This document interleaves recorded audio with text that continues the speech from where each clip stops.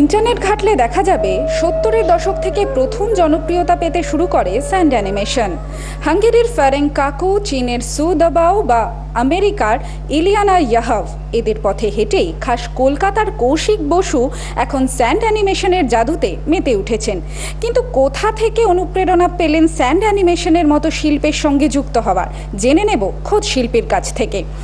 আচ্ছা, আপনি এই যে স্যান্ড অ্যানিমেশন করছেন, এর অনুপ্রেরণা কোত্থেকে পেলেন? আমি প্রথমে ইউটিউব থেকে এটা জানতে পারি। এরপরে একটি টিভি চ্যানেলে, কোনো একটা ইন্ডিয়া গড চ্যানেলে একটা প্রোগ্রাম দেখেছিলাম, ওটা দেখে খুব অনুপ্রাণিত হই এবং এটাতে প্রফেশনালি কাজটা করতে আরম্ভ করি। আচ্ছা, এই স্যান্ড অ্যানিমেশন জিনিসটা মানে আমাদের ভারতবর্ষে অতটা প্রচলিত শিল্প নয় এখনো। তো এই যে আপনি করার কথা ভাবলেন, এর প্রস্তুতি পর্বটা কীরকম ছিল? এর পেছনে অনেক গল্প আছে। দিনরাত নেশা থেকে রোজ নতুন নতুন করার চেষ্টা করতাম। বিশেষ করে এর যে ইকুইপমেন্ট